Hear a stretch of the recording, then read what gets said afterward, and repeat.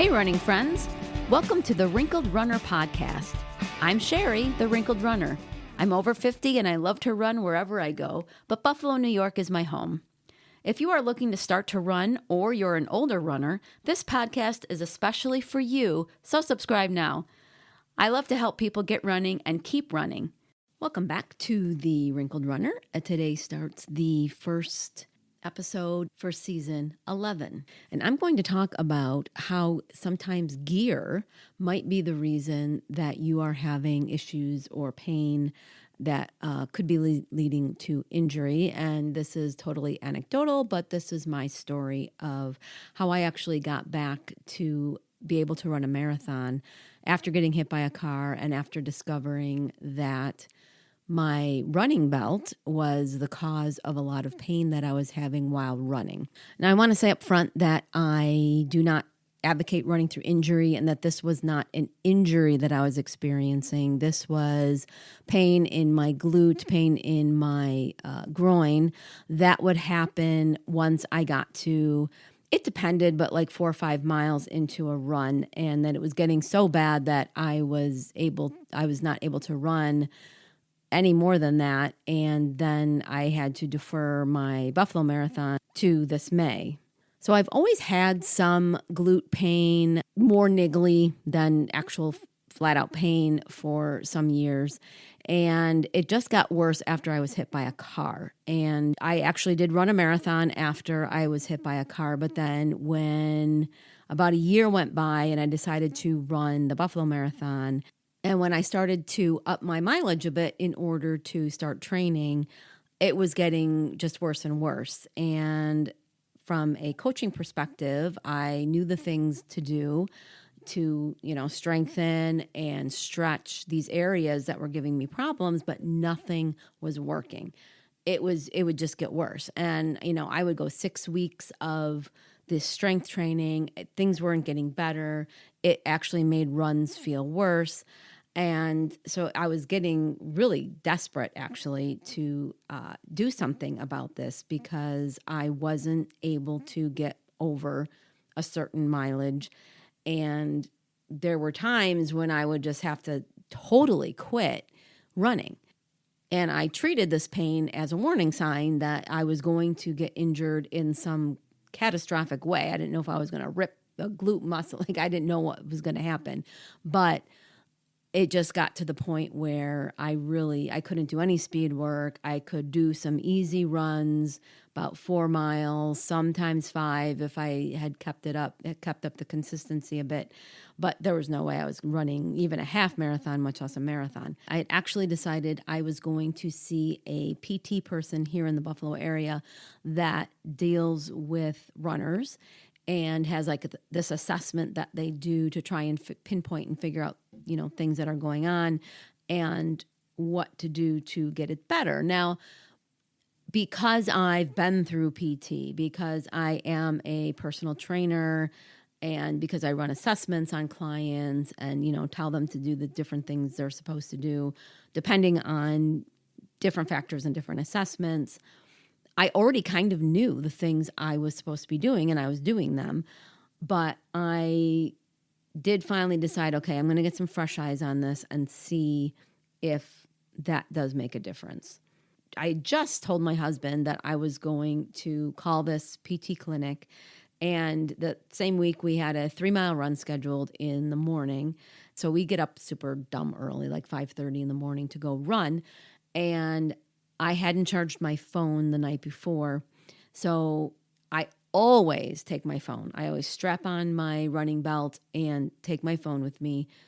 I am not one, that believes you shouldn't take a phone. You're not a real runner if you take your phone with you. I mean, some of this stuff is just ridiculous. But and from having a car accident where they did have to contact my husband, I don't run without having a phone. But in this particular morning, I was running with my husband. It was 5:30 in the morning. I figured I was going to be back within, 30 to 40 minutes. Who's going to call me at 5:30 in the morning? If somebody did, it would probably be an emergency, but hopefully the chances of that were slim. So I thought, I'm going to charge my phone here It was a newer phone, so it charged really fast, and I knew I would need it pretty quick after we got back from the run.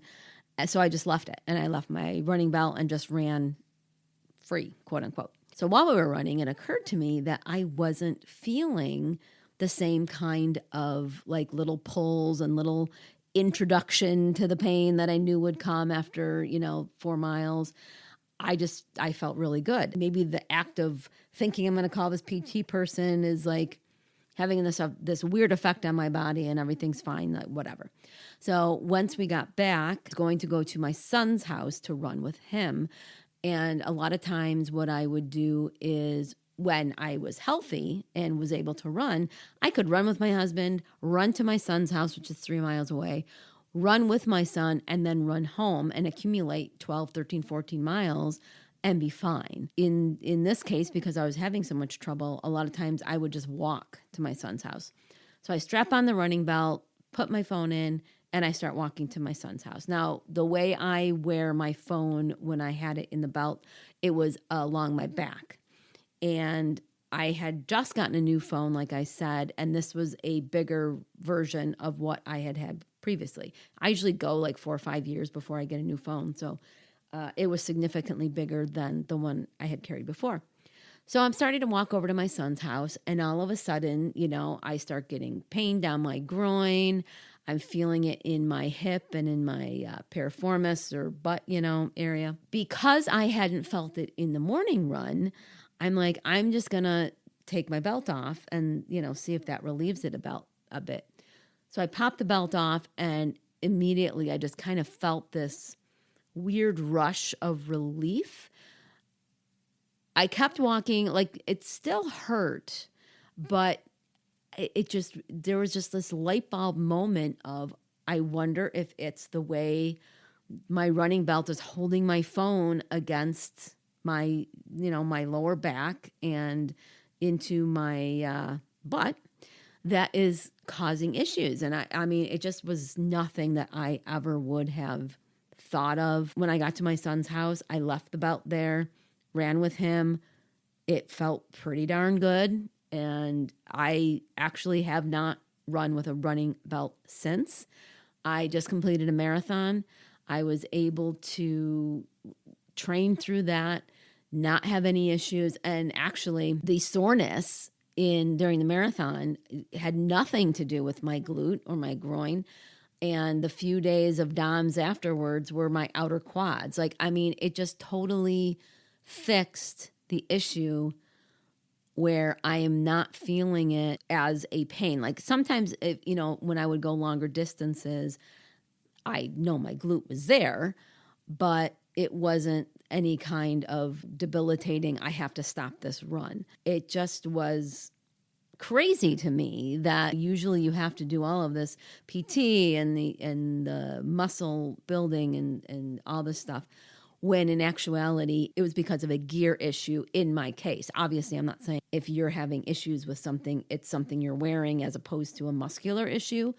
But what I am saying is when you go to a PT or a doctor or somebody, if you are having pain, make sure that they know everything about your runs, including what you're wearing, because I feel like I could have had all the PT in the world, and had I not discovered this, and obviously they wouldn't have known that I ran with a running belt unless I asked outright proper question, I'd be running 5 or 6 miles maybe and would never be running a marathon again. Definitely when you are having pain and you need to go see somebody, which I totally think you should do, make sure that you tell them everything that you are running with and that you are doing. Now, if you have pain like this and you find out that, oh my gosh, I've been wearing a running belt, let me just tell you some of the things that I had to replace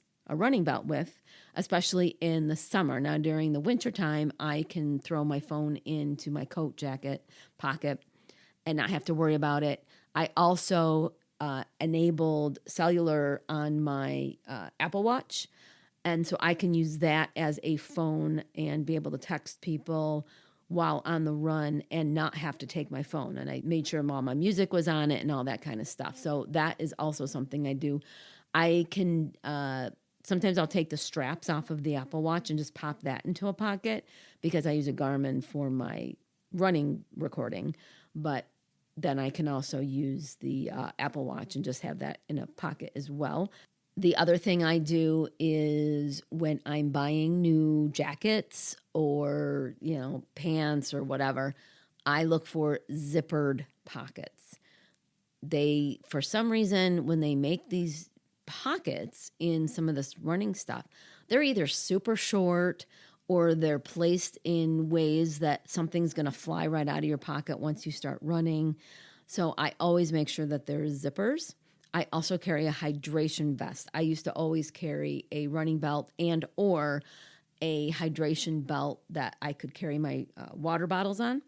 Now I use a hydration vest that has all the pockets and stuff so that I can carry things up above. Now, one thing that I found is when I do that, if you carry a lot of water in your back, it'll kind of slide down with the water bladder.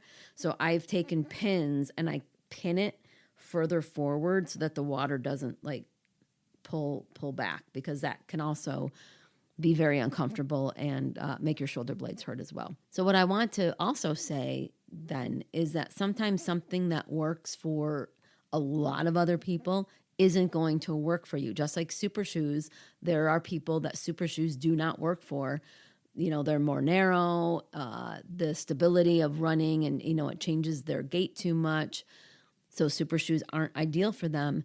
In that same way, there may be some gear that a lot of people use that you just throw on that you're not even realizing is altering something in you or pushing on something or doing something to your body that is throwing you off and could be causing some of this pain. So if you're experiencing persistent pain and you're starting to think that this is going to turn into an injury, you need to see a PT, especially one that is associated with running. I will always, always, always tell you to see someone, a PT, that either is a runner themselves, specializes in running, because they're going to look at things a little bit differently than they're going to look at somebody else and in their recommendations and things. So always let them know the different things that are just normal and basic for you. If you carry water bottles with you all the time, if you, hold your phone in your hand all the time, if you carry your water in a vest, if you wear a running belt, all of those things, make sure that the doctor or the PT know that so that they can be better informed into how to help you. Everything is evidence. When you are trying something new, be aware of how that might influence your body. Even if it's like a week out, think about, what did I do a week ago? Did I introduce something new? Did I start wearing this? Did I start carrying a phone that is 3 ounces heavier than my last one? All the different things that could be contributing, especially those of us who are older. I mean, you'll be walking and all of a sudden your toe starts hurting you for some reason and you have no idea why. It's just this weird thing. But just make sure that you know the things that you're introducing to your body, to your running, that could be contributing to anything that might be feeling a little off in your body. So key takeaways: if you feel pain like I was feeling, quit the run, assess what's going on, see a professional to try to get you back onto the roads as well as you can, and look at your gear and see, is this something that could be contributing to me not being able to run? I hope you enjoyed today's episode. If you know another runner who could benefit from today's topic, go ahead and share it. Do you have any running questions? You can ask me. Email me at sherry@wrinkledrunner.com, and if I can't answer your question, I will do the research to find the answer and share it with you. The questions I get from listeners like you help me develop episodes, so please don't be shy. You can sign up for my once-a-month newsletter using the link provided so that you can have all the Wrinkled Runner resources from the past month all in one place. I also have opened up my virtual coaching in addition to coaching one-on-one with those in the Buffalo, New York area. So head to my coaching page on the Wrinkled Runner website, which I will, of course, link to, and check out how we may be able to work together. Until next Monday, thanks for listening, and I'll see you on the run.